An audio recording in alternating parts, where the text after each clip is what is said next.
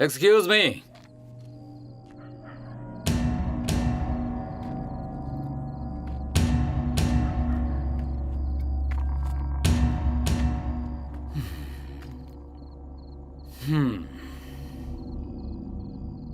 तेरे पास लाइटर है क्या? नहीं है। अगर लाइटर नहीं है तो इसमें इतना बुरा मानने वाली क्या बात है? कोई बात नहीं, मेरे पास है। अरे कहाँ जा रही हो? अब आ ही गई हो तो थोड़ा नाच गाना हो जाए। ऐसे पार्टी छोड़ के मत जाओ, अभी तो मजा आना शुरू हुआ है। छोड़ो मुझे। अरे क्या भाई, थोड़ा कस के पकड़। कम ऑन डार्लिंग, थोड़ा ठुमके उमके दिखा। मैंने कहा छोड़ो। क्या कहा? छोड़ो उसे।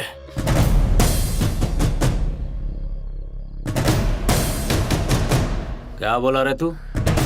मैंने कहा छोड़ो उसे। क्या कहा? छोड़ दूं उसे? पर मेरा मूड नहीं है। क्या करेगा? मारेगा मुझे? तू क्या इसका भाई है या फिर बॉयफ्रेंड है? बोलना। मैं उसे नहीं जानता, लेकिन अगर तुम लोगों ने उसे हाथ भी लगाया तो छोड़ूंगा नहीं। हाँ? हाँ? जोक मारता है, शाना बनता है।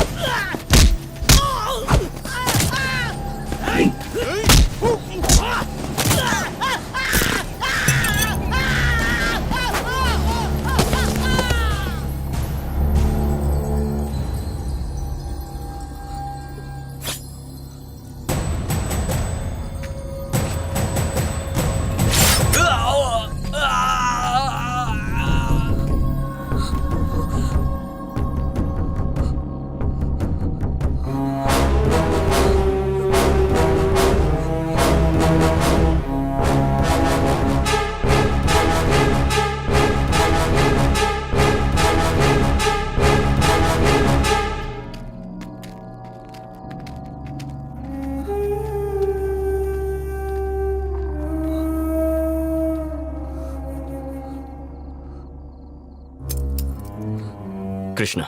सिरिशा। ओह अच्छा, तुम भी इसी गांव के हो? हाँ। What a coincidence. तुम करते क्या हो?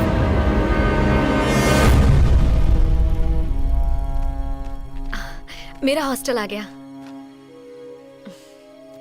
मुझे उन गुंडों से बचाने के लिए थैंक्स। कोई बात नहीं, गुड नाइट।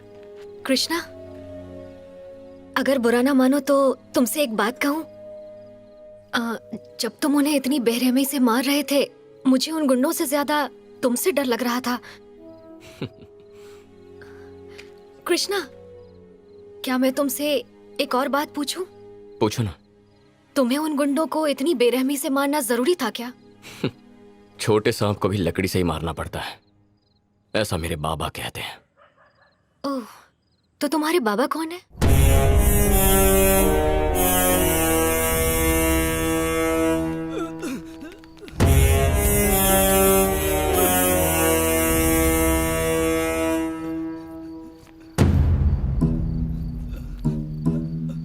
दादा। मैं आज तुझे एक कहानी सुनाता हूं। मेरे गांव में रामाराव नाम का एक गरीब किसान रहता है। अपनी बेटी की शादी की चिंता थी उसे, तो उसने शंकर राव नाम के एक शिक्षक के साथ उसकी शादी करवाई।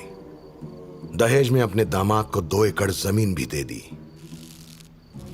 लेकिन शादी के बाद शंकर राव ने अपना असली रूप दिखाया। अपनी बीवी पेट से है ये भी नहीं सोचा उसने। हर रोज वो उसे मारता था और ज्यादा दहेज की मांग करता था। उसने अपने ससुर रामाराव को भी मारा। तो ये थी अब तक की कहानी। शंकर राव, मैं चाहूं तो इसी वक्त तुझे जान से मार सकता हूं, लेकिन तेरी बीवी और होने वाले बच्चे की जिंदगी तबाह हो जाएगी।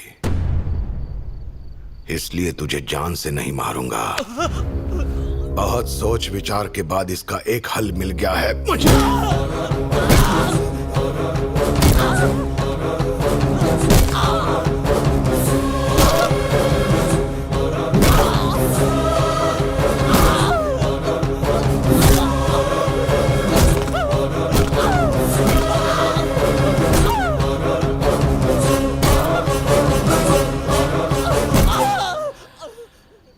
अब तुझे अपने पैरों पर खड़े होने के लिए कम से कम 6 महीने लगेंगे।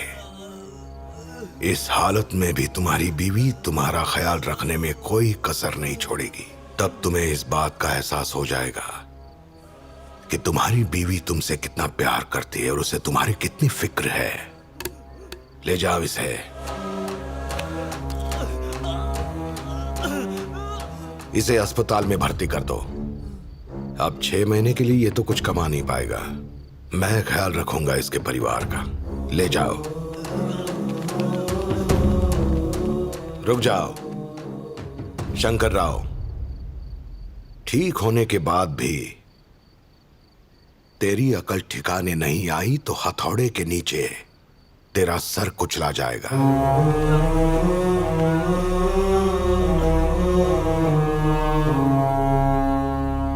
रामाराव जी, मुझे यकीन है कि आपका दामाद जल्दी सही रास्ते पर चलेगा। दादा गरीबों का अन्नदाता है, गांव वालों के लिए भगवान है। दादा ने नंदवरम प्रोजेक्ट के खिलाफ आवाज उठाई तो उन्हें और उनके परिवार को मारने की कोशिश की गई, लेकिन एक सच्चा इंसान नेकी के रास्ते पर ही चलता है, भले ही उसकी जान चली जाए।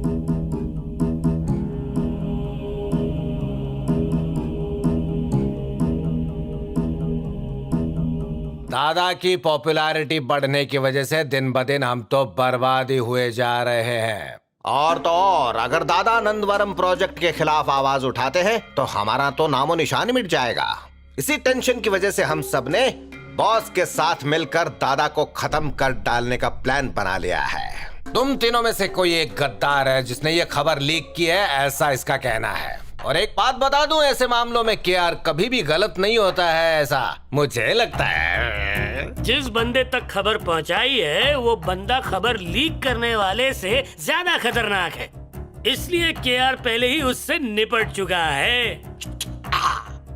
लेकिन अगर हमने खबर लीक करने वाले को माफ कर दिया तो वो ये गलती दोबारा कर सकता है, इसलिए माफ करने का तो कोई सवाल ही नहीं उठता।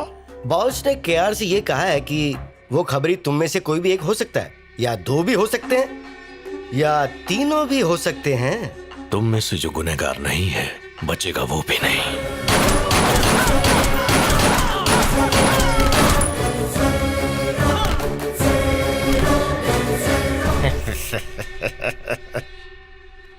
मेरी बात सुनो कि यार, अगर लोगों की नजर में दादा की पॉपुलैरिटी हद से ज्यादा बढ़ गई ना तो हमारा नंदवरम प्रोजेक्ट तो मिट्टी में ही मिल जाएगा, समझ गए? फिर तो हमें जल्दी कुछ करना पड़ेगा भैया। अच्छा, अगर तुमने बताया नहीं होता तो हम तो हाथ पर हाथ धरे बैठे रहते। ये मजाक करने का वक्त नहीं है। ऐसे मुश्किल वक्त में भलाई इसी में है कि छाछ भी फूंक फूंक कर पी जाए, क्योंकि बॉस चाहते हैं हम सही समय का इंतजार करें।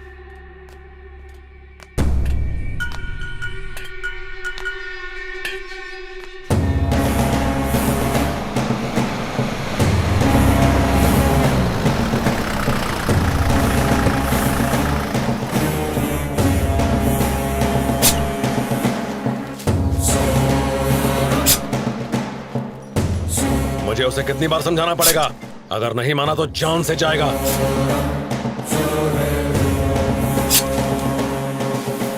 जब हम इससे हैदराबाद में मिले थे तो इसने 30 लाख में बात पक्की की थी।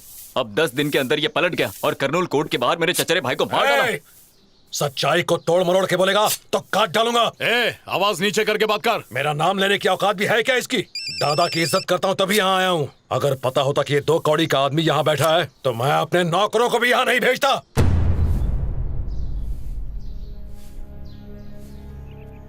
सुनो, इनके लिए कॉफी लेकर आओ। चीनी कितने चम्मच लोगे? 1 चम्मच। तमीज से बात करो। रेड्डी, मेरी नजर से कोई चीज नहीं छूटती। यहां चिल्लाने से और धमकियों से कोई काम नहीं बनता। चलो मुद्दे पर आते हैं। मैंने दोनों की सुन ली है। अब जो फैसला होगा वो मैं करूंगा। तुम मेरी इज्जत करते हो इसलिए यहां आए हो, है ना? तो मेरा फैसला ये है कि तुम 30 लाख में ये सौदा पक्का कर दो, समझ गए?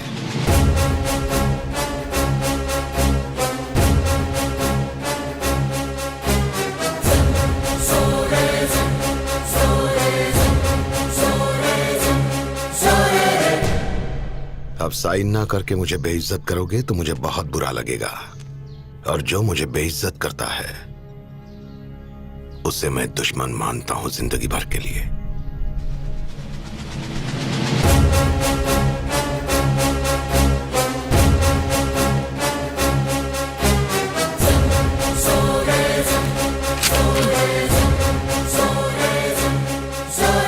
रुक जाओ, कॉफी तैयार है। मुझे नहीं पीनी। तुम्हें पीनी पड़ेगी। जब तक तुम कॉफी पियोगे तब तक मैं कुछ जरूरी बातें करना चाहता हूं तुमसे। नहीं चाहिए? कोई बात नहीं, मैं पीऊंगा।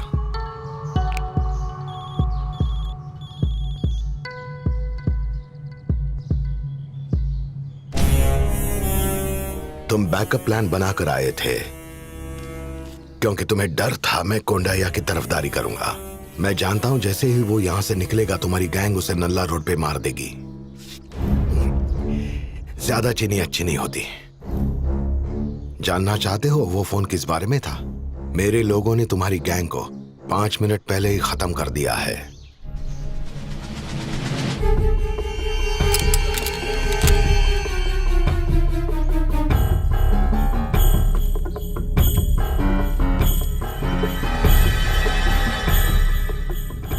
दादा, मुझसे गलती हो गई। मैं वाकई आपकी इज्जत करता हूं। हालात की वजह से मैं घबरा गया था। वादा करता हूं मैं कभी इसे परेशान नहीं करूंगा। चलता हूं। ठहरो, तुम्हें जाने नहीं दे सकता। अभी तो तुम डर के मारे भाग रहे हो, लेकिन जल्द ही तुम्हारा यह डर बदले की आग के रूप में बदल जाएगा और तुम कोंडैया की नहीं मेरी जान लोगे। इसलिए कहता हूं कि गुस्सा सेहत के लिए बहुत हानिकारक होता है, और तुमने वही किया। इसलिए तुम्हें मारना जरूरी है।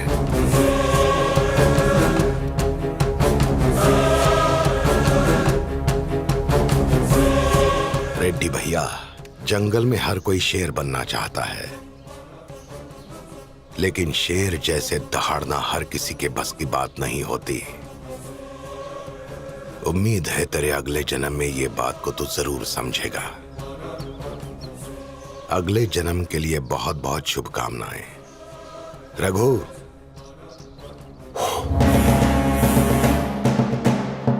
देखो मरते समय वो ज्यादा शोर न मचाए। मेरा पोता अंदर सो रहा है।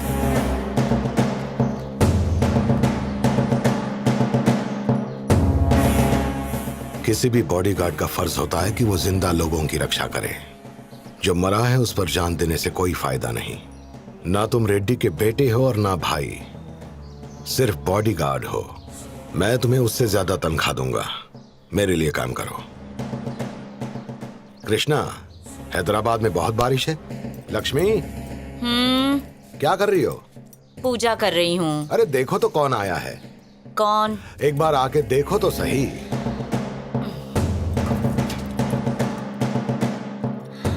कृष्णा,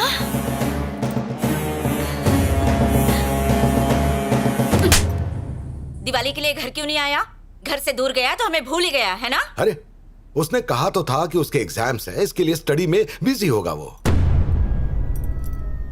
सवाल मैंने अपने बेटे से पूछा है, आप बीच में मत बोलिए। अरे मैं जानता हूँ उसका जवाब क्या होगा, इसलिए मैंने बोल दिया। क्या फर्क पड़ता है? भूख आपको लगेगी, खाना इसे दूंगी। हर बार इसकी तरफदारी करना बंद कर दीजिए। बात खत्म। लक्ष्मी तुम भी ना। बाहर आप होंगे बॉस, लेकिन इस घर की बॉस यहाँ आपके सामने खड़ी है। कोई शक? नहीं तो। Okay boss. यहाँ क्यों खड़ा है? जा जल्दी जाके हाथ मुंह धो के आ, साथ मिलकर खाना खाएंगे।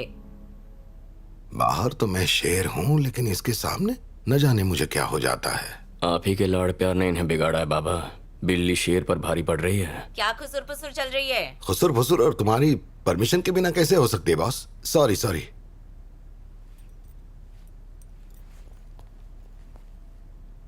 हे आदि, कैसी हैं आप भाभी? भैया कहाँ हैं?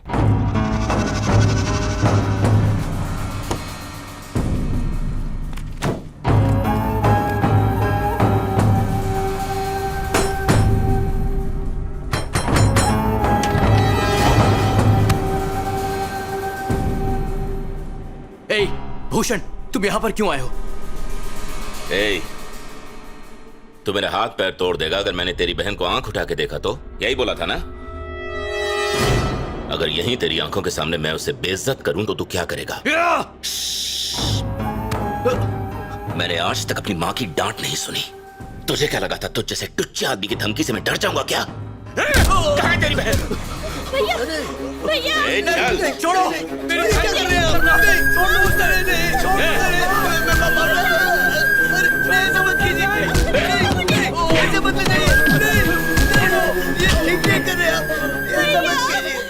जब इससे मेरा मन भर जाएगा तो वापस इसे यहाँ फेंक दूंगा। अगर इसके बारे में किसी से कुछ कहा तो इसकी लाश भी नहीं मिलेगी। छोड़ो मुझे।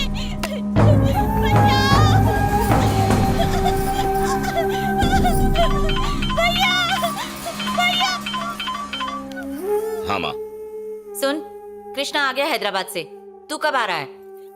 मैं भी बिजी हूँ माँ, बाद में आता हूँ। मेरी थियरी कहती है कि ऐसा इंसान जिसे जो लड़की पसंद आए उसे वो उठा लेता है। उसे लड़की का लालच क्या देना। समझदार को समझाने के लिए समझदारी, लेकिन मूर्ख को समझाने के लिए दुगनी समझदारी चाहिए। जो कहना है साफ साफ कहो। मैं भूषण को बोतल में उतारने की कोशिश कर रहा हूँ। अगर हम भटकते हुए को राह दिखाएं तो उसे बहुत मदद मिलेगी। गलत राह पर चलने वाले आदमी को हम अपने लिए इस्तेमाल करें तो हमें मदद मिलेगी। तो ये था आज का प्रवचन।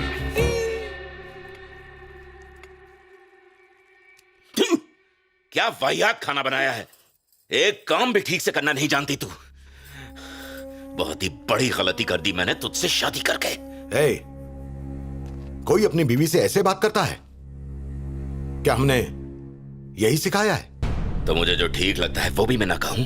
क्या लगता क्या है तुझे? बोल। क्यों रे, हम सबसे ऊपर है क्या तू? हमने भी तो यही खाया। हमें तो यह खाना वाहियात नहीं लगा। हाँ? और सुन, अगर शिकायत करनी ही है तो प्यार से कर सकते थे, बुरा भला बोल के नहीं। मुझे बस इसी तरह से बात करना आता है। दांत तोड़ दूंगा अगर नहीं सुधरा तो। लगता है अब तुझे मेरे तरीके से समझाना ही पड़ेगा, नहीं तो नहीं सुधरेगा तू। अच्छा बता, रेड्डी के सेटलमेंट के लिए तू ही गया था ना? तुझे पता था वो मामला मैं सुलझा रहा था, तू बीच में क्यों पड़ा? बोल। नहीं जानता था कि आप वो मामला संभाल रहे हैं। तो मुझे पूछ सकता था ना। मैं बच्चा नहीं हूं जो आपसे हर चीज पूछूं। मुंह फोड़ दूंगा तेरा। ये क्या? लक्ष्मी, तुझे पता होना चाहिए कब बोलना चाहिए और कब चुप रहना चाहिए।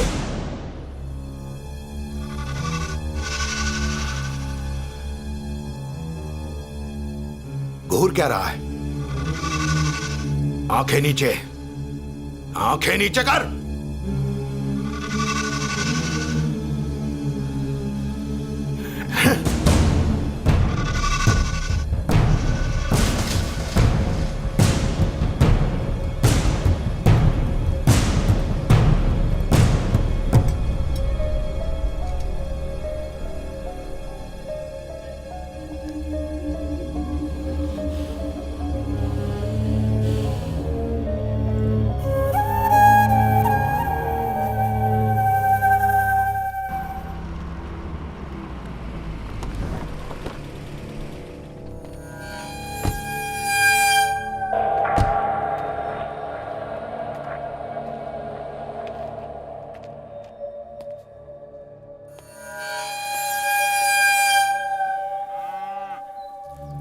दादा, एसपी गोगिन आया है।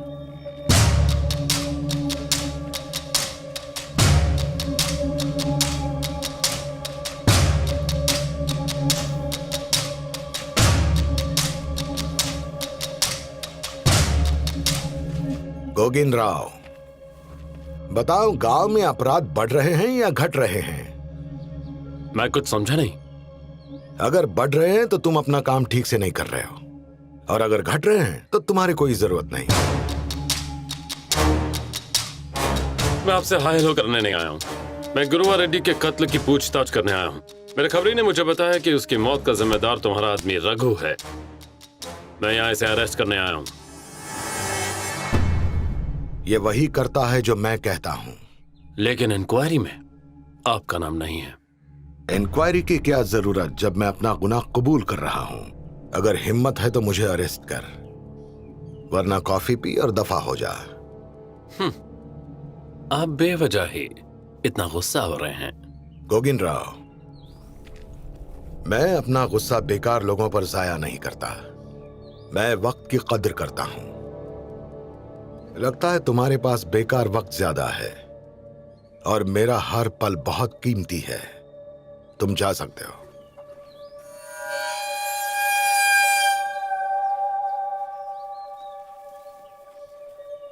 जल्दी मिलेंगे। कभी नहीं।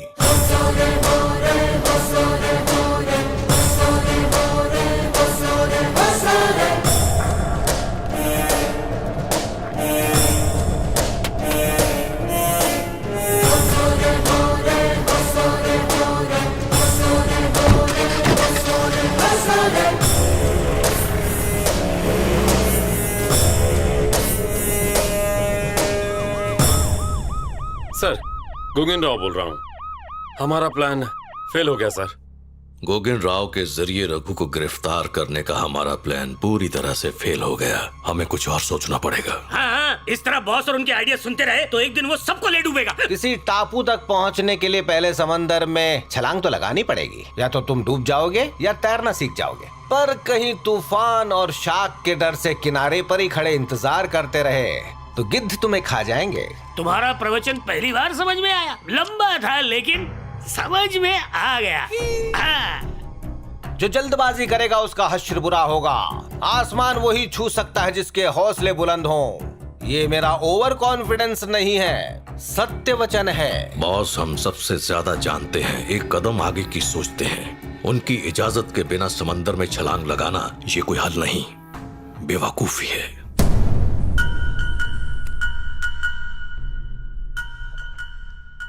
लोगों को लगता है बाबा गुंडे हैं, पर यह सच नहीं है।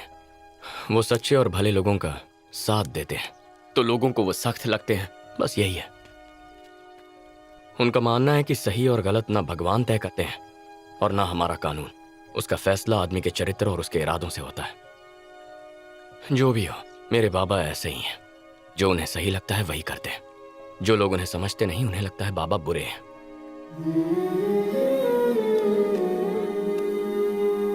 पर इस तरह लोगों को डरा धमकाकर मारकर उनको क्या मिलेगा? आग के बदले आग।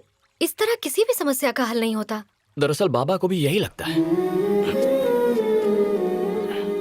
कहते हैं एक आंख के बदले एक आंख नहीं, एक आंख के बदले दो आंखें। मतलब?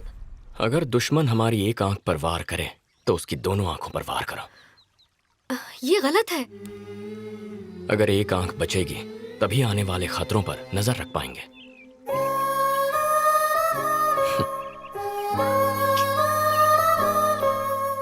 दादा,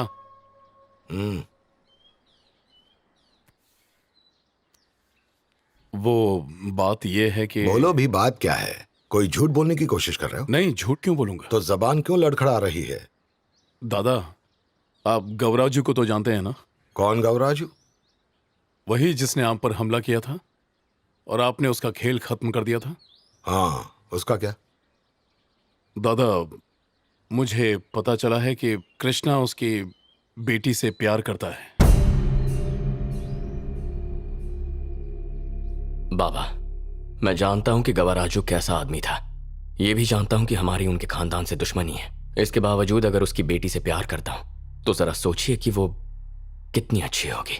माना कि वो अच्छी लड़की है, पर जिस दिन से हमने उसके बाप को मारा है उसका भाई गायब है। क्या वो डर कर भाग गया है, या बदला लेने की साजिश कर रहा है, या हमारे दुश्मनों के साथ मिल गया है? तीनों में से कुछ भी हो सकता है। कृष्णा, रायलसीमा को खून खराबे का श्राप है। यहां पर लड़ाई कभी खत्म नहीं होती। पीढ़ी दर पीढ़ी ये दुश्मनी चलती ही रहेगी। पर शिरीषा और मुझे लगता है कि ये दुश्मनी अब खत्म करनी चाहिए। बाबा, आपको मजबूरन उसके पिताजी को मारना पड़ा, ये जानकर भी वो सब भुलाने को तैयार है। सोचिए मुझसे कितना प्यार करती होगी। उसे नहीं पता उसका भाई कहाँ है, क्या कर रहा है, लेकिन मुझे उस पर पूरा भरोसा है। बाबा, याद है आप ही हमेशा कहा करते थे, नफरत अक्सर लोगों में दूरियां बढ़ाती है और सिर्फ प्यार उन्हें करीब लाता है। सुनो, मैं कभी किसी की निजी जिंदगी में दखल अंदाजी नहीं करता, कभी नहीं। खासकर उनकी जिन पर मुझे पूरा भरोसा है। मैं जानता हूं तुमने यह फैसला सोच समझ कर ही लिया होगा। तुम क्रिकेट खेलते वक्त भी इसी तरह सोचते थे, या तो आउट हो जाओगे या सिक्सर मारोगे। मैं भी इसी तरह सोचता हूं। ज्यादातर लोग सिर्फ बॉल रोकते हैं क्योंकि उन्हें सिर्फ आउट होने का डर होता है। तुम उनमें से नहीं हो। मुझे गर्व है।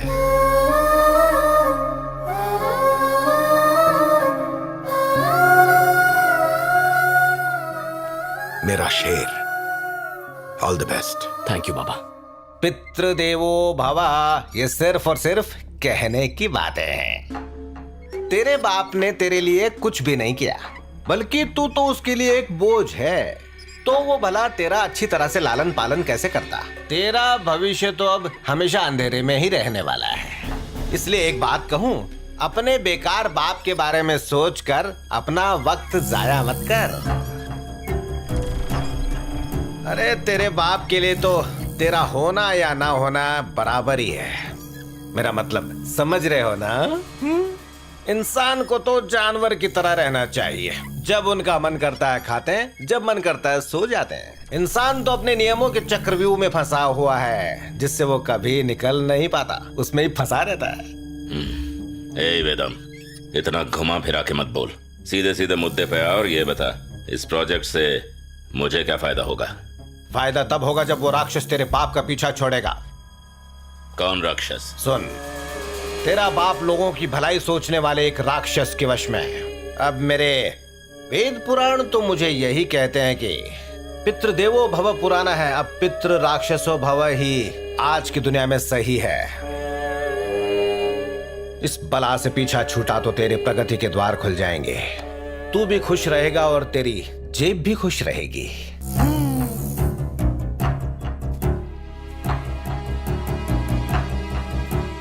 तुमने कहा था कोई जरूरी बात है, तो अब चुप क्यों?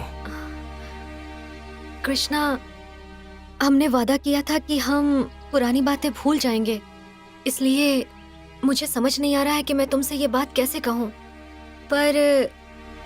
पर क्या? मैं अगर बताऊंगी तो तुम नाराज तो नहीं होगे? बात क्या है शिरीषा?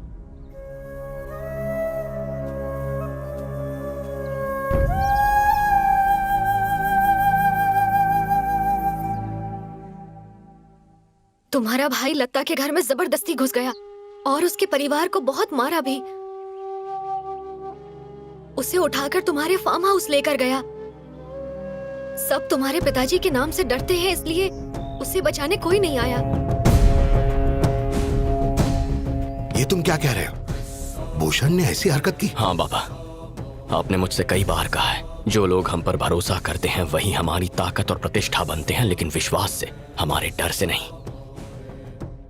भैया लोगों को आपका डर दिखाकर आपकी प्रतिष्ठा मिट्टी में मिला रहे हैं।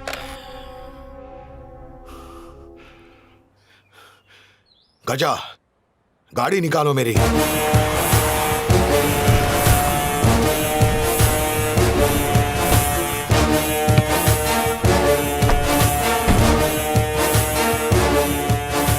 बाबा, बाबा यहाँ यहाँ कुछ नहीं है। बाबा कहाँ रहे हो आप? अंदर बाबा, यहाँ।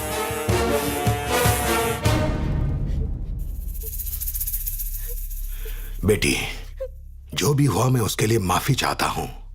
हो सके तो माफ कर देना। ए, इसे सही सलामत इसके घर छोड़ाओ। ठीक है दादा।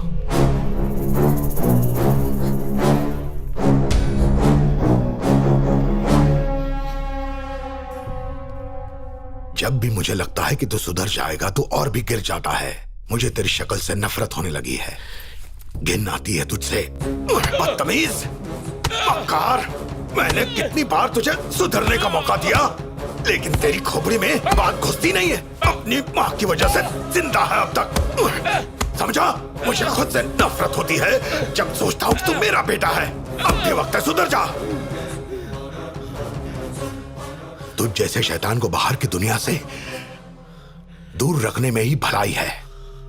आज से तेरा इस फार्म हाउस से बाहर जाना बंद, और यही तेरी सजा है। हे, नजर रखो। हाँ दादा।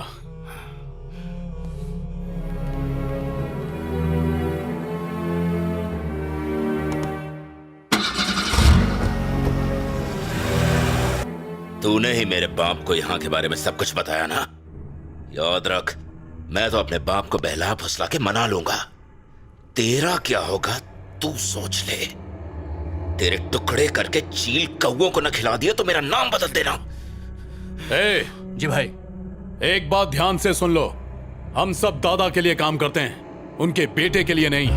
हम सिर्फ उनका हुक्म मानेंगे और किसी का नहीं। समझ गए? जी भाई।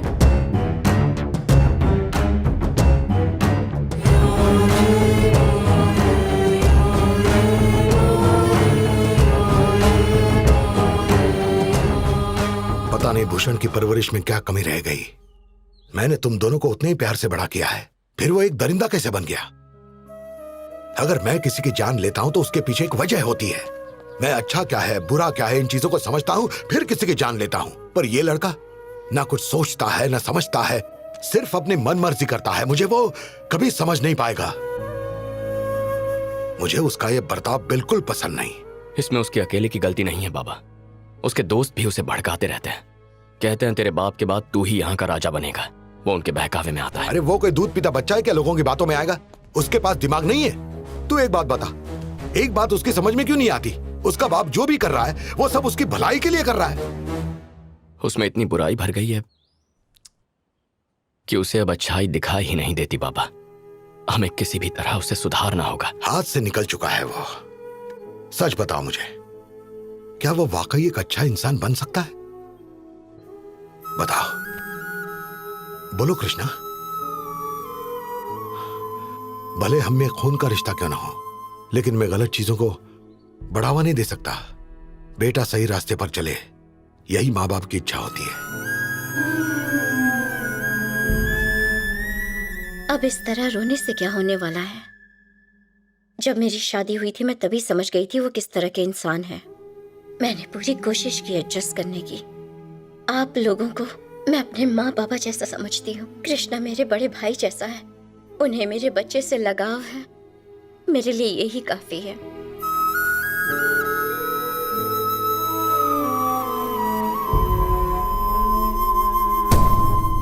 सर, मैं समझ गया सर। लोहा गर्म है, हथौड़ा मार देना चाहिए। ये मौका बहुत अच्छा है।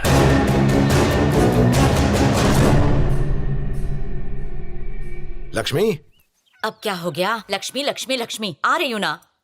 हाँ, क्या हुआ? तुमसे बात करना चाहता है। इतना शर्मा क्यों रहा है? वो मैं शादी की खबर देने आया हूँ। क्या तू फिर से शादी कर रहा है? अरे नहीं भाभी, मैं नहीं, मेरी बेटी की शादी है। शादी बेटी की है और शर्मा तू रहा है? हमेशा लड़ाई झगड़े की खबर लाता हूँ ना, खुशखबरी कैसे दी जाती है पता नहीं। देखिए ना, इसके चेहरे पे ये मुस्कुराहट कितनी अच्छी लग रही है ना। ऐसे लग रहा है जैसे कीचड़ में कमल खिलाओ। अब बता, शादी कब है? 6 तारीख को, अगले महीने।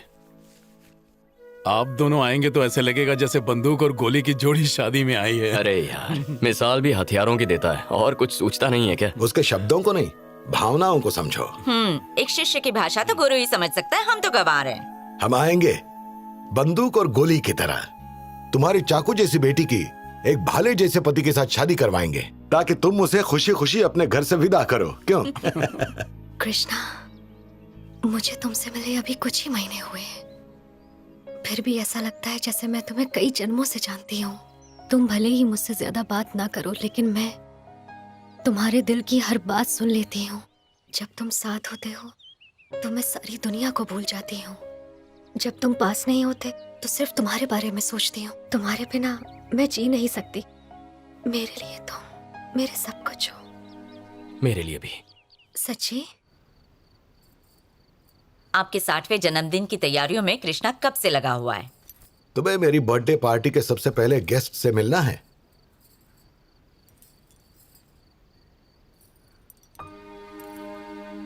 मेरा प्यार है ये, क्योंकि एक ही है। हाँ, सिर्फ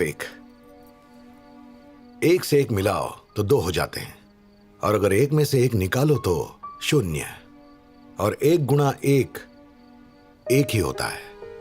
ये रायल सीमा का गणित है। मतलब? मैं गुणा मेरे दुश्मन मतलब 1। आप और आपका अजीब सा हिसाब। मुझे सीधा सा जवाब दीजिए।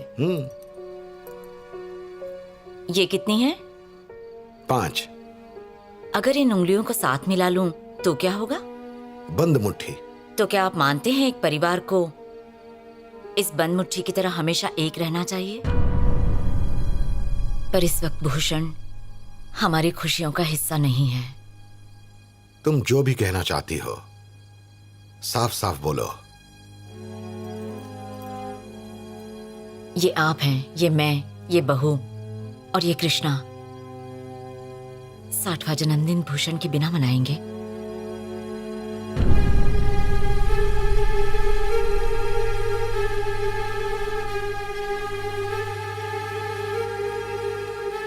मान जाइए।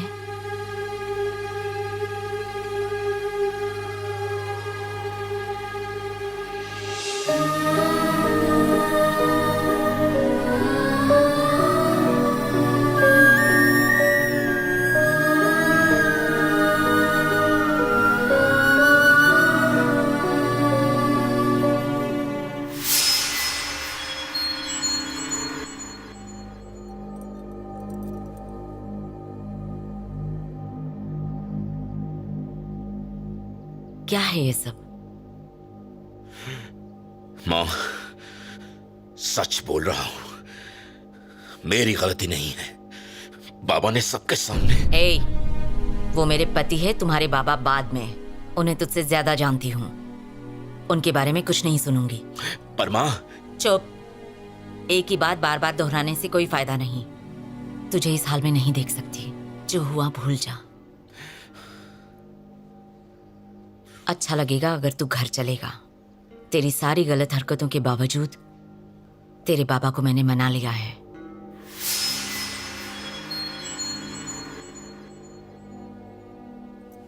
उन्होंने तुझे माफ कर दिया है।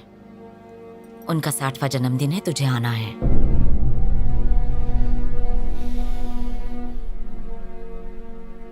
घर चल, एक बार उनसे माफी मांग ले।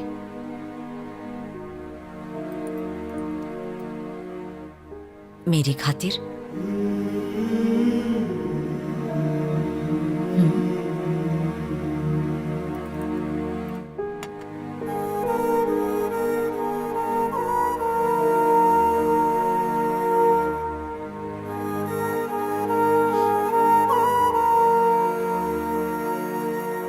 मुझे माफ कर दीजिए बाबा।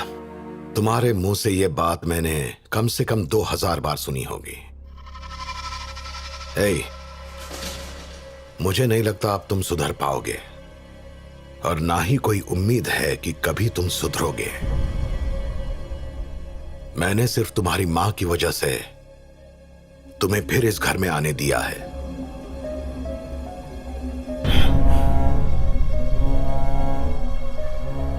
जो लोग सुधरना चाहते हैं मैं उन्हें ऑल द बेस्ट कहता हूं, लेकिन तुम्हारे मामले में मैं अपने आप को कहता हूं। मेरी यही इच्छा है कि एक न एक दिन तुम्हें अपनी गलती का एहसास हो, लेकिन मुझे नहीं लगता कि यह मेरी इच्छा पूरी होगी।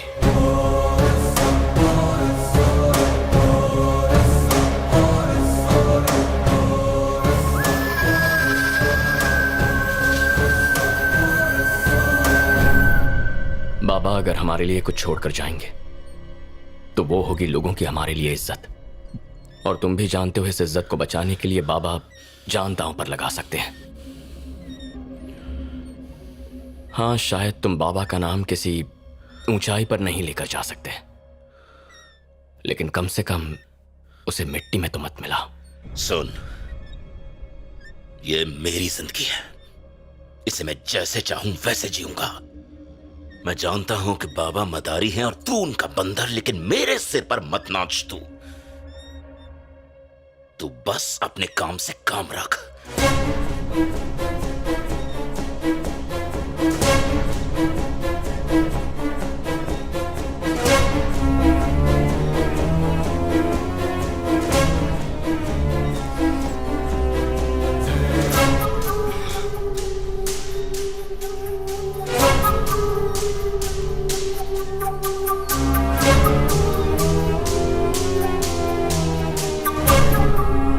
हाँ, तो फिर आपका हैदराबाद में बिजनेस शुरू हुआ था, वो कैसा चल रहा है? सब ठीक ठाक तो है?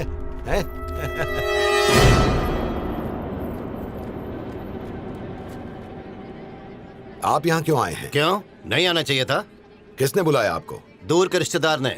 कोई मिनिस्टर यहाँ मेरी इजाजत के बिना नहीं आ सकता। मैं कोई अरा गरा मिनिस्टर नहीं हूँ, घर का ही फंक्शन अटेंड करने के लिए बुलावा नहीं चाहिए। तो आपको पहले आना चाहिए था ना, इतनी देर क्यों कर दी तूने? 60वां जन्मदिन मुबारक हो। नमस्ते अंकल। जीते रहो बेटा। कैसे हैं आप? अरे मैं तो एकदम ठीक हूँ। तुम बताओ, तुम्हारी पढ़ाई कैसी चल रही है? अभी एग्जाम्स हो गए हैं, रिजल्ट्स का इंतजार कर रहा हूँ। अगर वीजा की कोई प्रॉब्लम हो तो मुझसे कहना, मैं सिफारिश कर दूंगा, काम हो जाएगा। सुनो, ये मेहनत से आगे बढ़ने वालों में से सिफारिश पर नहीं, समझ गए? पॉलिटिक्स में क्या चल रहा है? अरे इस बार तो इलेक्शन के बाद डिपॉजिट भी नहीं मिलेगा। ऐसा क्यों? अगर नंदवरम प्रोजेक्ट शुरू हो गया तो 30-40 गांव हटाने पड़ेंगे वहाँ से। वो प्रोजेक्ट तो मैं पहले ही रोक चुका हूँ। अरे इसीलिए तो पार्टी आपके पक्ष में थी। तो प्रॉब्लम क्या है? दरअसल एक ऐसा ग्रुप है जो इस प्रोजेक्ट को किसी भी तरीके से शुरू करवाना चाहता है। अगर ऐसा हो गया तो सब करोड़पति बन जाएंगे। कौन सा ग्रुप है? पक्की तरह से तो नहीं जानता, पर अपोजिशन का कोई एक बड़ा आदमी है जो उन्हें पूरी तरह से सपोर्ट कर रहा है। अगर प्रोजेक्ट शुरू हो गया तो फिर वोट हमारे हाथ से गए ही समझो। ये प्रोजेक्ट सिर्फ और सिर्फ किसी के आर्थिक फायदे के लिए बन रहा है। इसके पीछे चाहे जितनी ताकत और लोग लगा दें, भले कितनी भी कोशिशें कर लें, लेकिन मेरे होते हुए ये कभी शुरू नहीं होगा। कैसी हो आप? नमस्ते। हाँ नमस्ते भाभी। ये क्या आज भी राजनीति की बातें? कृष्णा ने आपके लिए प्रोग्राम रखा है, चलिए।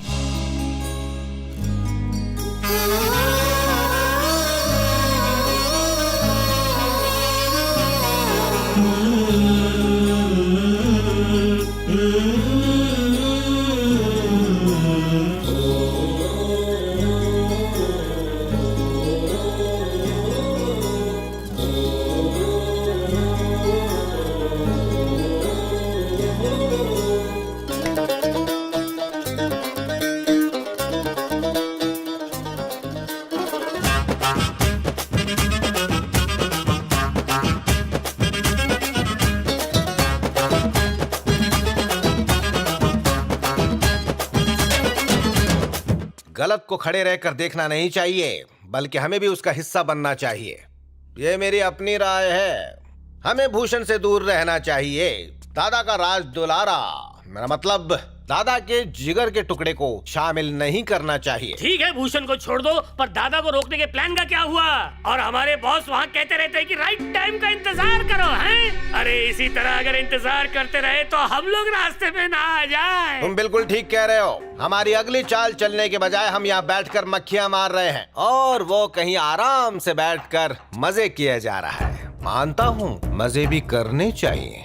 तो फिर हम देर क्यों कर रहे हैं? टेंशन मत लो, बॉस ने कहा है कि यही सही वक्त है हमारे लिए इस मुसीबत से छुटकारा पाने का।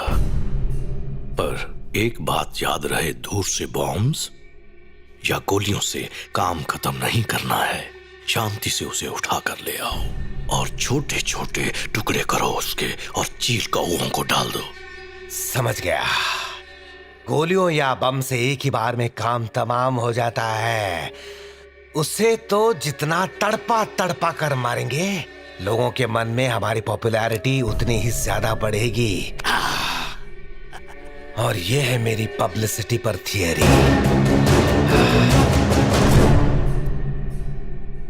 बाबा,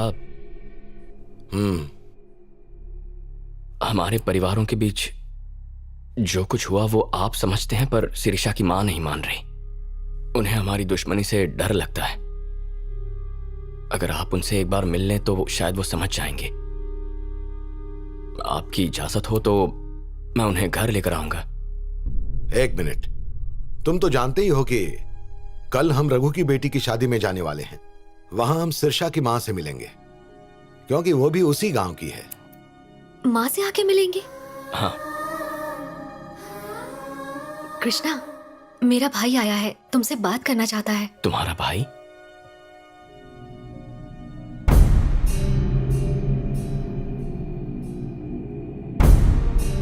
मेरे बारे में तो सुना ही होगा। तुम्हारे बाबा ने मेरे बाबा की जान ली और इसीलिए ये लड़ाई शुरू हुई। फिर मैंने तुम्हारे बाबा के दुश्मनों से हाथ मिला लिया। यहां तक कि मैंने भी तुम्हारे बाबा को मारने की कोशिश की, लेकिन मुझे बाद में पता चला कि मेरे बाबा को आखिर क्यों मारा गया था। मुझे एहसास हुआ कि मेरे बाबा गलत थे और तुम्हारे बाबा सही थे। जब इसने मुझे बताया कि ये तुमसे प्यार करती है, दुश्मन होने के बावजूद तुम्हारे बाबा इसे अपने घर की बहू बनाने के लिए तैयार है, यह बात सुनकर मैं शर्मिंदा हो गया। इसलिए आज मैं तुमसे एक बहुत ही जरूरी बात कहने आया हूं। आज तक मैं तुम्हारे दुश्मनों के साथ मिला हुआ था, इसलिए सिर्फ मुझे यह बात पता है। बात क्या है? रघु की बेटी की शादी में जाते वक्त दादा पर हमला करने का प्लान बनाया है। ओह माय गॉड, शादी तो आज ही है।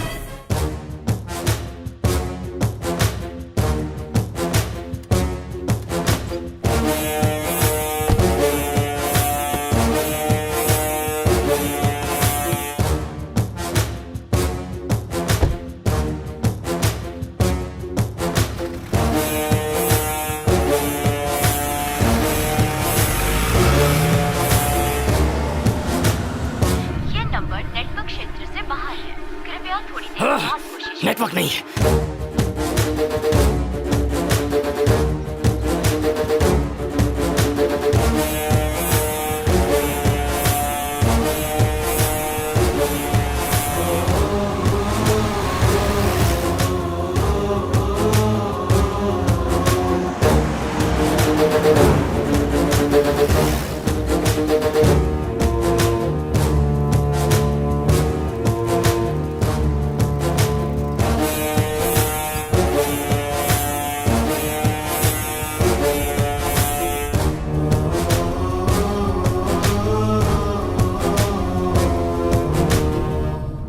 कृष्णा को कब से फोन लगा रहा हूं, नेटवर्क का प्रॉब्लम है।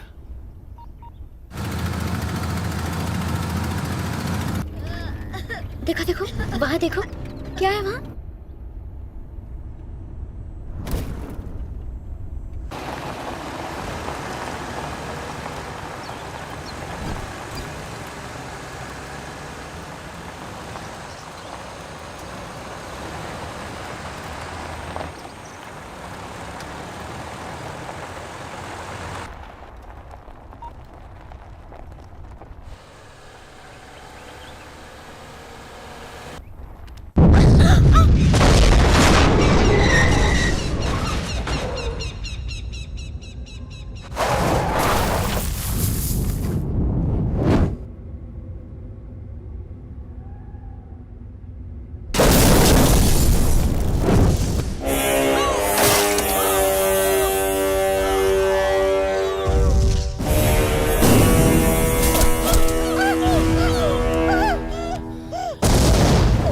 लक्ष्मी, वो मुझे मारने के लिए आए हैं। अगर तुम मेरे साथ होगी तो तुम्हें भी मार डालेंगे। मैं निकलता हूँ। नहीं, मुझे छोड़कर मत जाइए। लक्ष्मी, मेरी बात सुनो, तुम यहीं रुको। गजा, लक्ष्मी का ख्याल रखना। जी।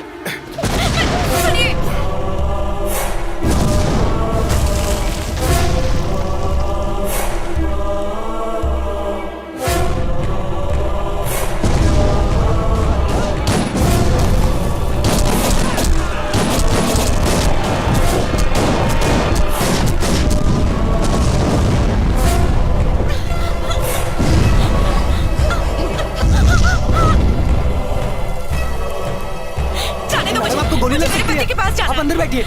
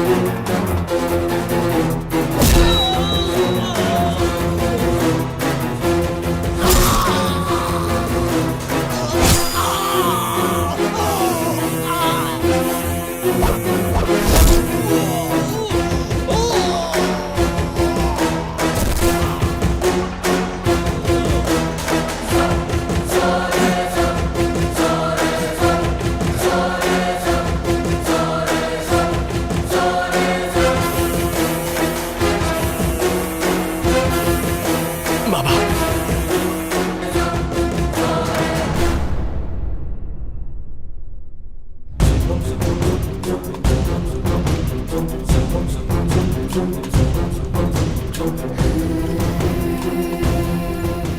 जब दादा अपनी पार्टी के एक सदस्य रघु की बेटी की शादी में शामिल होने जा रहे थे तो उन पर कुछ अज्ञात लोगों ने हमला कर दिया। कहा जा रहा है कि इस हमले में उनकी बहू, पोते और पार्टी के कुछ लोगों की मौत हो गई है।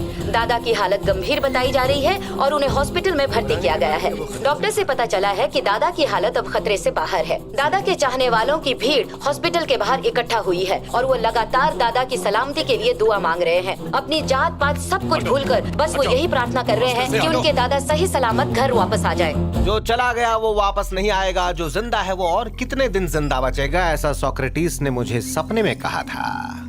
जो हो गया सो हो गया, अब रोकर क्या फायदा, ऐसा श्रीमद् भगवत गीता में साफ लिखा है। तो मैं दुखी भी न हूँ, तुम्हें क्या फर्क पड़ता है? बीवी और बच्चे तो मेरे मरे हैं। तुम्हारे प्लान के मुताबिक सिर्फ मेरा बाप मरना चाहिए था। आजकल तो जिंदगी की भी गारंटी नहीं होती, तो फिर प्लान की कैसे होगी? हमें लगता है भविष्य में ऐसा होगा, पर हकीकत में जो होता है उसमें जमीन आसमान का फर्क होता है। अगर मुझे पहले बताया होता तो मैं रिस्क नहीं लेता। जिंदगी में रिस्क ना लेना ही सबसे बड़ी रिस्क है मेरे दोस्त, ये मेरी पर्सनल थियरी है। भूषण, तू तो हमेशा कहता रहता था कि तुझे अपनी पत्नी से प्यार बिल्कुल नहीं है, फिर ये गुस्सा क्यों दिखा रहा है? भूषण,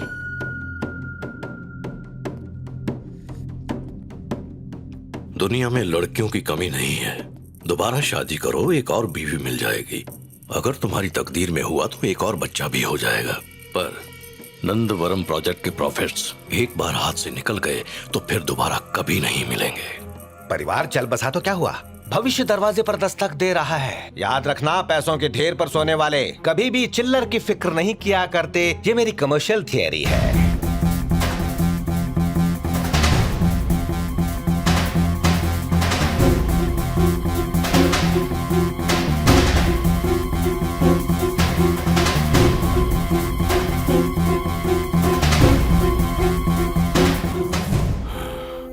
भगवत गीता में लिखा है, होनी को कोई नहीं डाल सकता, कोई अपनी किस्मत बदल नहीं सकता। लक्ष्मी, जो हुआ उसके लिए अपने आप को सजा देना बंद करो। हमें फिर से एकजुट होकर खुशी खुशी जीना सीखना होगा। लक्ष्मी, मैंने सोच लिया। क्या? जानती हूँ खुशियां वापस कैसे आएंगी। ये जिसने भी किया है मैं उसे खत्म कर दूंगी। लक्ष्मी, मैं भी इसी गांव की बेटी हूँ और आपकी पत्नी। कुछ भी हो जाए मैं बदला लेकर रहूंगी, उन्हें सजा मिलेगी और यही इस गांव का दस्तूर है। सही कहा भाभी आपने। अब कैसा है तो दोस्त? मैंने कहा था ना, वो गैंग नंदवरम प्रोजेक्ट शुरू करवाना चाहती है। मुझे यकीन है कि हमला उन्हीं ने करवाया होगा। मैं ढूंढ निकालूंगा।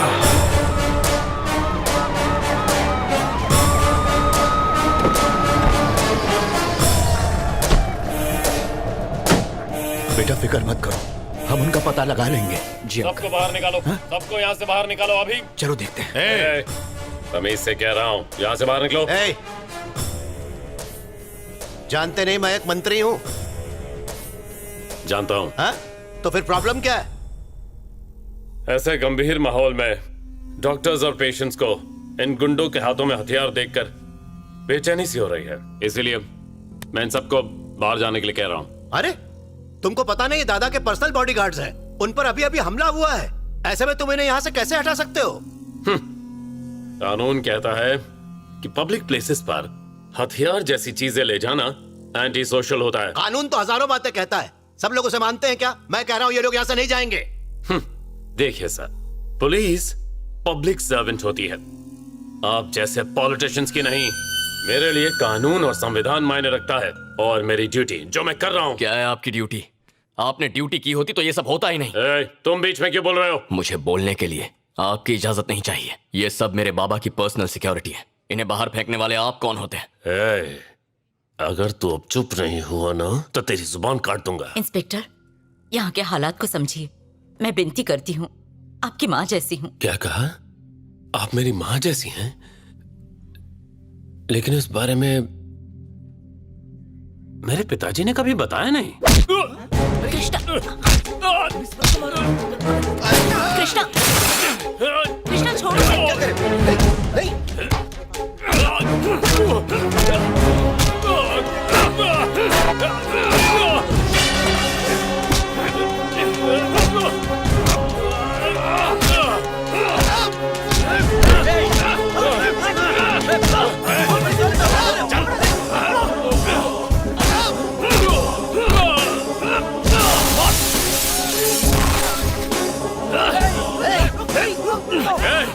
एक ऑन ड्यूटी पुलिस ऑफिसर पर हाथ उठाता है। Arrest him, arrest him, arrest him. छोड़ो, छोड़ो उसे।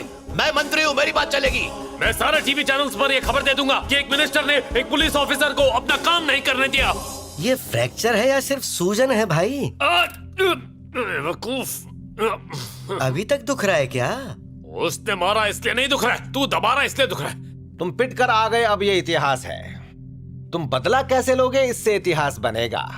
जिसे अपने भविष्य की नहीं पड़ी है उसे क्या कहा जाता है तुम्हें पता है? मूर्ख इंसान, यानी कि इडियट। और ये मेरी ट्रेडिशनल थियरी है। मेरा हालचाल पूछने आए थे या जिंदगी पर प्रवचन देने? तुम चिंता मत करो गोविंद राव, तुम्हें तो जरा सी चोट आई है, पर इसी वजह से कृष्णा आज सलाखों के पीछे। बॉस ने तुम्हें खास फोन करके बधाई देने के लिए कहा है। बड़ी मछली हॉस्पिटल में है और छोटी मछली जेल में अटकी हुई है। काम तमाम करो दोनों का।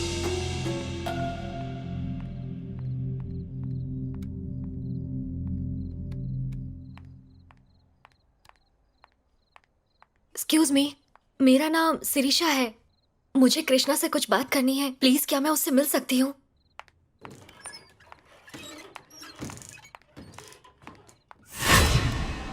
कृष्णा, मेरे भैया ने मुझे बताया कि आज रात वो लोग हॉस्पिटल में तुम्हारे बाबा पर हमला करने वाले हैं। एसीपी गोविंद राव भी उनके साथ मिला हुआ है, इसीलिए उसने तुम्हें और सारी सिक्योरिटी को वहां से बाहर निकलवाया।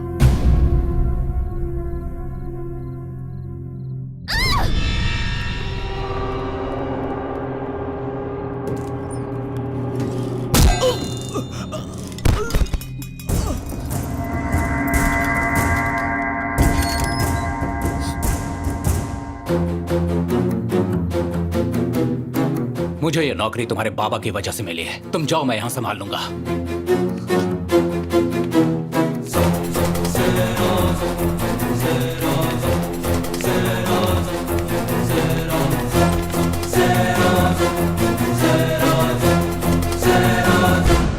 हेलो शिरीषा, मेरे बाबा ठीक है। मैं यहीं रुककर उन पर नजर रखता हूँ। तुम इसी वक्त मीडिया और पुलिस को इस सब के बारे में इन्फॉर्म कर दो।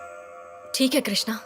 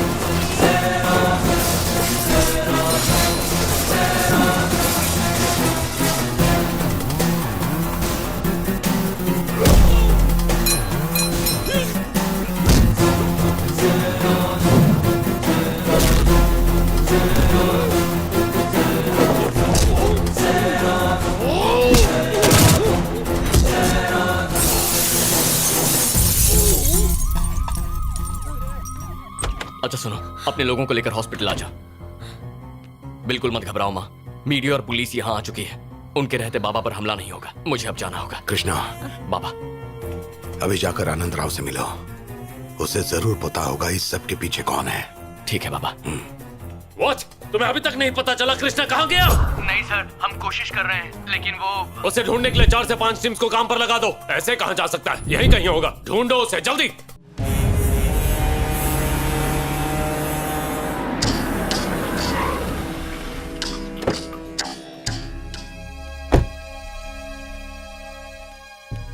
मैं तुम्हारे बाबा की बहुत इज्जत करता हूँ, और तो और वो मेरे बहुत ही अच्छे दोस्त हैं, लेकिन लोगों की नजरों में तुम्हारे बाबा एक क्रिमिनल हैं और मैं एक पॉलिटिशियन।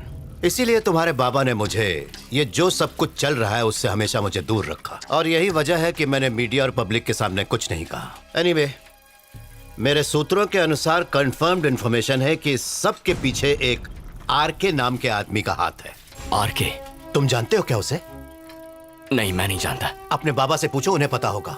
मैं तुम्हें अपडेट करूंगा अगर मुझे कुछ भी पता चला तो। Thank you uncle.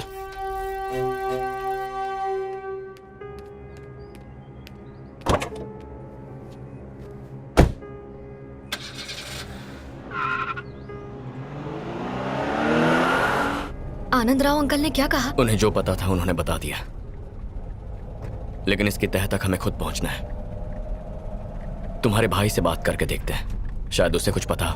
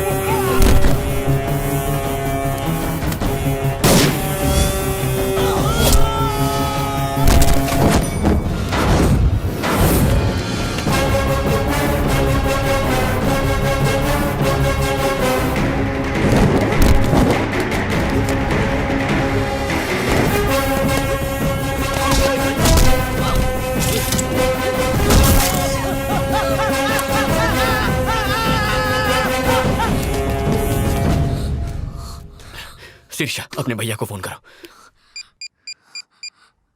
हेलो भैया। हेलो। आनंद राव ने कहा कि इस सब के पीछे कोई आर के नाम का आदमी है। तुम किसी आर के को जानते हो? आर के? लेकिन मैं के आर नाम के एक आदमी को जानता हूँ। के आर? हाँ। क्या करता है वो? बिजनेसमैन है। मैं कभी उसे पर्सनली मिला नहीं, लेकिन पॉलिटिकल सर्कल में उसकी काफी चलती है। सिर्फ हमारे स्टेट में नहीं, बल्कि कर्नाटक में भी उसकी पहुंच काफी ऊपर तक है। मैंने सुना है वो 10 दिन यहाँ रहता है और महीने के 20 दिन बैंगलोर में गुजारता है।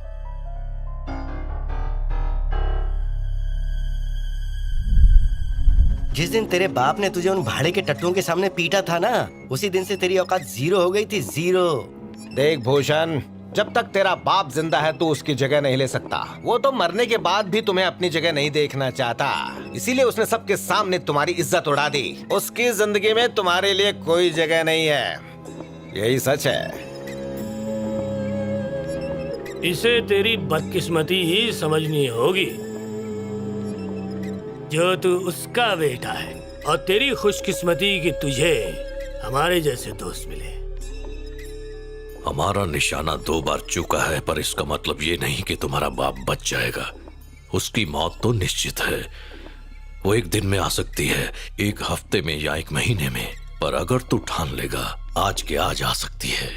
हिम्मत से काम ले और जिगरा रख। अभी हालात ऐसे हैं भूषण कि हम लोग हॉस्पिटल के अंदर नहीं जा सकते। अगर तू हॉस्पिटल में अपने बाप का काम तमाम कर देता है तो उसी के साथ हमारी सारी प्रॉब्लम्स भी खत्म हो जाएंगी। तू हमारा आदमी है। अगर तूने इस प्रोजेक्ट में हमारी मदद की तो हम सब के सब माला माल हो जाएंगे और अपने बाप की जगह तू ले लेगा। करोड़पति बनने का मौका बार बार नहीं मिलता भाई।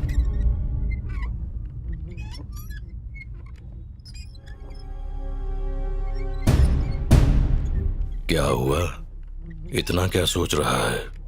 बड़े बुजुर्ग कह गए हैं कि मौन का मतलब है स्वीकार, और मेरे जैसा महान आदमी कहता है कि जो सही है उसके बारे में क्या सोचना।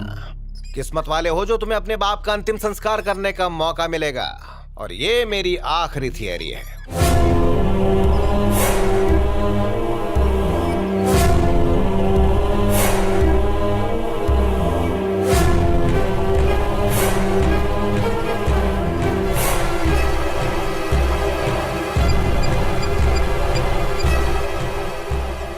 हेलो, आते वक्त मार्केट से थोड़े संतरे ले आना।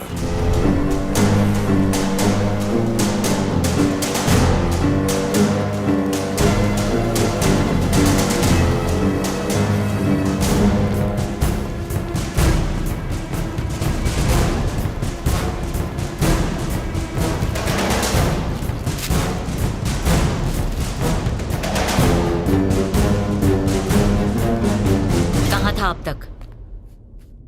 जरूरी काम से बाहर गया था। कुछ दिन अकेले बाहर मत निकलना, हमारे दुश्मन हम पर किसी भी वक्त हमला कर सकते हैं। मेरा कोई दुश्मन नहीं है, और अगर है भी तो सिर्फ इनकी वजह से। जो भी हो, दुश्मन दुश्मन होता है, तुम्हें सावधान रहना होगा। बेटा, मेरी बात मान लो, कहीं भी बाहर जाना हो तो रघु को अपने साथ में लेकर जाना। रघु? उसकी बेटी की शादी में जा रहे थे तभी ये हुआ। मेरा उससे कोई लेना देना नहीं है। रुक। जाने दो उसे लक्ष्मी, हम सिर्फ उन्हें जन्म दे सकते हैं, उनके विचार नहीं बदल सकते। पेशेंट को स्कैन के लिए लेकर जाना है।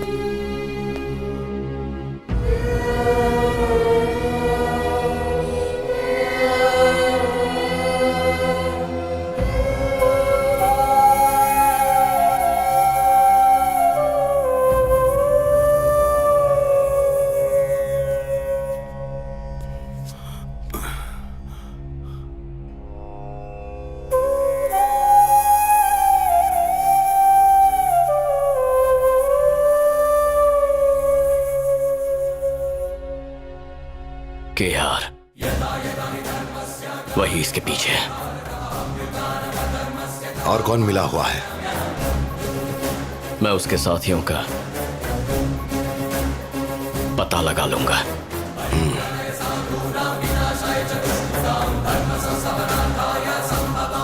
कैसे ढूंढोगे?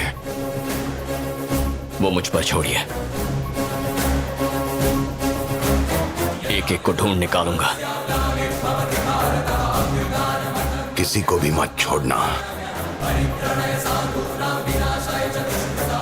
किसी और पे भी मुझे शक है। हा? कौन है वो? बाबा, फिलहाल आपकी हालत थोड़ी नाजुक है। हमें गुस्से में कोई कदम नहीं उठाना चाहिए।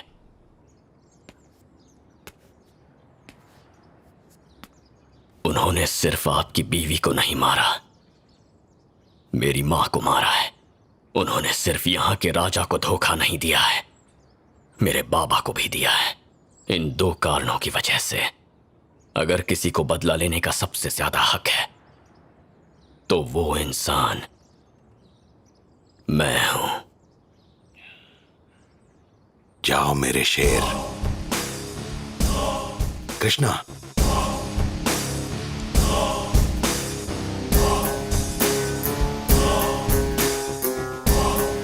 अपना ख्याल रखना बेटा। जाओ।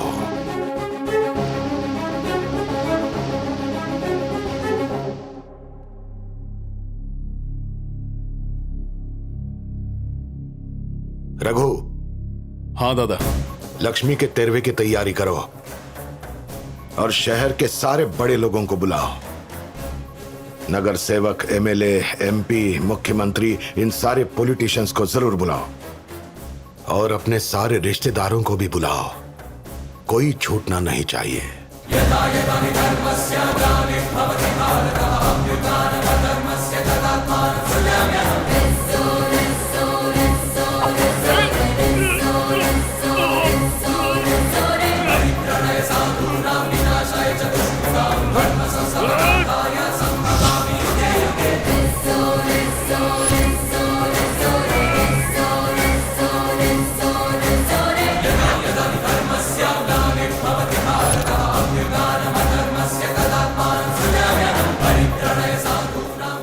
मैं तुझे केक इसलिए नहीं खिला रहा हूं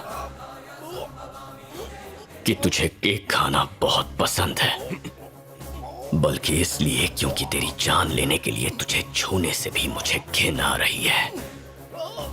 तू तड़प तड़प कर मरे, इसीलिए हमने केक में जहर मिलाया। मेरा यकीन मानो कृष्णा, मैंने उन्हें कहा था कि ऐसा मत करो।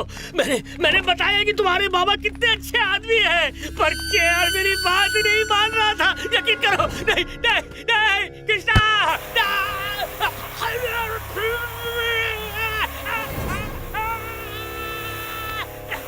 तूने उसे मारने की कोशिश की जिसे लोग अपनी हर सांस के साथ याद करते हैं, इसलिए मैं तुझसे तेरी सांसें छीन रहा हूं।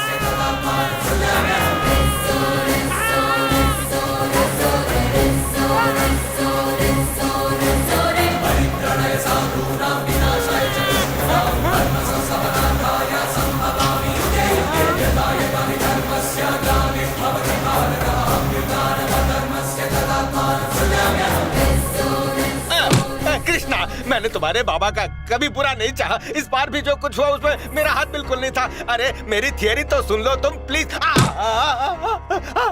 तुमने गॉडफादर फिल्म देखी है या नहीं? मार्लिन ब्रांडो उसमें कहता है कि बदला ही सब कुछ नहीं होता, और मेरा भी ऐसा ही सोचना है। पर तुम तो बदला ले रहे हो यार। अगर तुम और तुम्हारे बाबा को नंदवरम प्रोजेक्ट नहीं पसंद है तो हम वही काम करेंगे जो तुम दोनों को पसंद हो। हम तुम्हारे घर में झाड़ू मारेंगे, तुम्हारे जूते पॉलिश करेंगे। तुम हथौड़े से मारो या फिर चाकू से मारो, मेरी आत्मा वक्त पर ही शरीर छोड़ेगी। तुम कुछ नहीं बदल सकते, और ये मेरी क्रिमिनल थियरी। अगर तू सारे वेद पुराण जानता है तो ये कैसे भूल गया कि बुराई पर हमेशा अच्छाई की जीत होती है? तेरी थियरी तेरी तरह कमजोर है।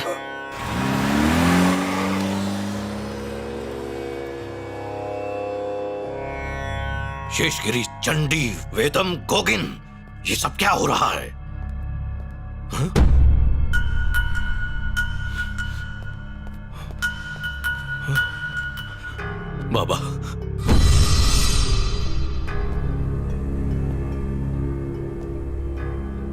मैंने तेरे बाप को इसलिए नहीं मारा क्योंकि तूने मेरी मां को मरवाया था, पर इसलिए क्योंकि उसने तुझ जैसे कमीने को पैदा किया, तेरे अंदर के पाप को बढ़ावा दिया, क्योंकि उसने मेरे बाबा पर हमला करवाया, मेरे परिवार को परेशान किया, उन्हें दुख पहुंचाया। ऐसे और भी कई हजारों करोड़ों कारण हैं।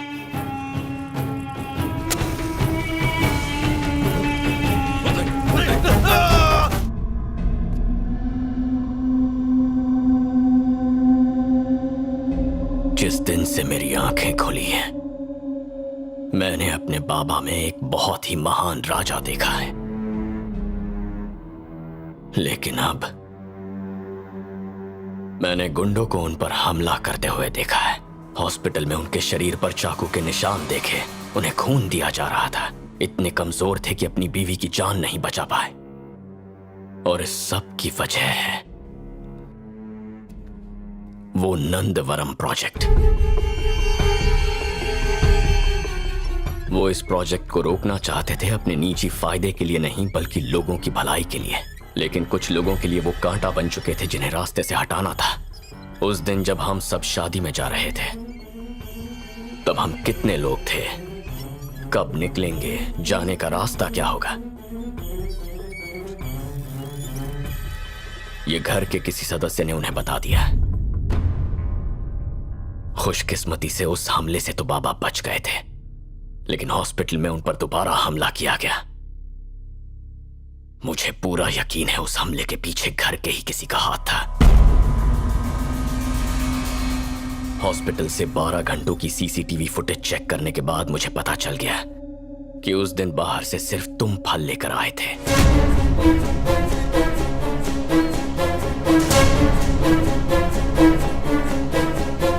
मुझे इस बात का गुस्सा नहीं है कि तूने उस मां को मारा जो आखिरी सांस तक तुझसे प्यार करती रही,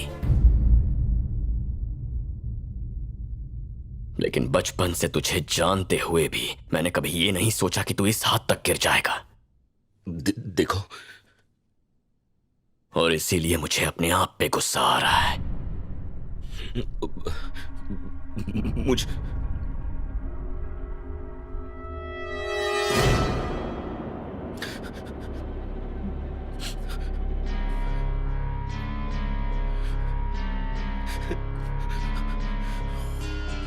मेरी नजर में तू बस एक गद्दार है, और किसी गद्दार का बस एक ही हश्र होना चाहिए।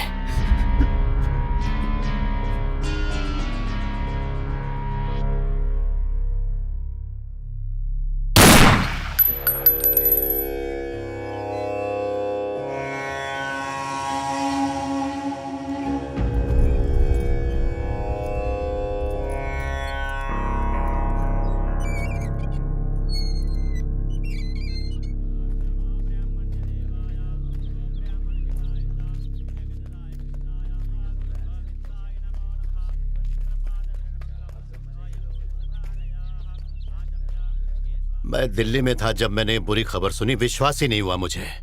मैंने कभी सोचा भी नहीं था कि अपने जीते जी मुझे ये दिन देखने पड़ेंगे। भगवान ने भाभी जी को तुमसे दूर करके बिल्कुल सही नहीं किया। इसके पीछे जो भी है मैं उससे पकड़ कर रहूंगा। पकड़ लिया है। कौन है वो इस सब के पीछे?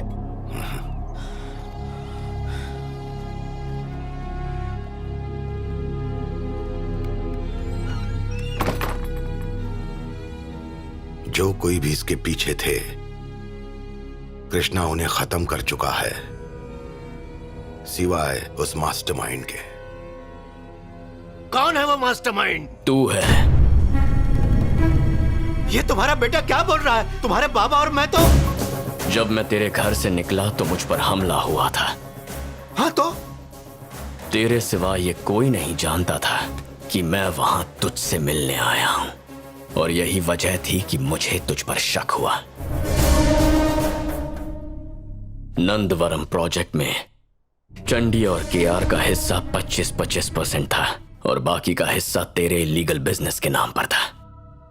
मुझे ये इन्फॉर्मेशन भी मिल गई थी कि आने वाले इलेक्शन में तू ऑपोजिशन पार्टी में शामिल होने वाला है। मेरे बाबा कभी उस प्रोजेक्ट को आगे बढ़ने नहीं देते, क्योंकि वो हमेशा लोगों का भला सोचते हैं। बाबा का दोस्त होने का नाटक करके तूने उन्हें यकीन दिलाया कि तू भी इस प्रोजेक्ट के खिलाफ है, और तूने केआर और चंडी की मदद से बाबा की पीठ में खंजर घोंपा, और वो खंजर मेरा अपना भाई था। क्यों बे? मैंने तेरे लिए कितना कुछ किया और तूने मेरा एहसान इस तरह चुकाया।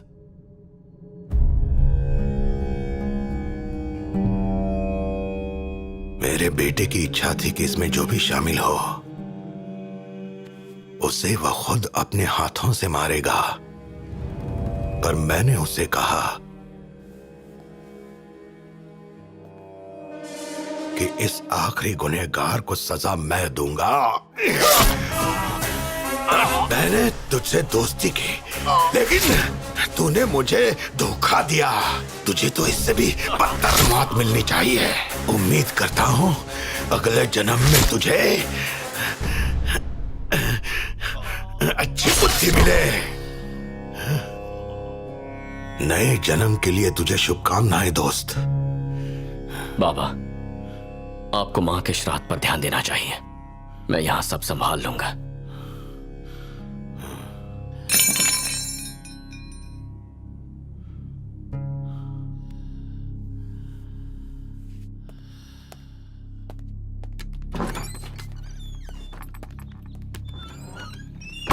एक काम करो। हाँ भाई। इसकी कब्र इतनी गहरी खोदो कि सीधे पाताल पहुंच जाए।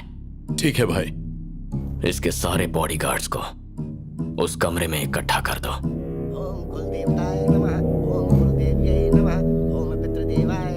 किसी भी बॉडीगार्ड का फर्ज होता है कि जो जिंदा है वो उसकी रक्षा करे। जो मरा है उसके लिए जान देकर कोई फायदा नहीं। ना तुम आनंद राव के बेटे हो, ना उसके भाई, सिर्फ बॉडीगार्ड हो जो तनख्वाह लेकर काम करते थे। वो जितना देता था मैं उससे दुगना दूंगा। मेरे लिए काम करो।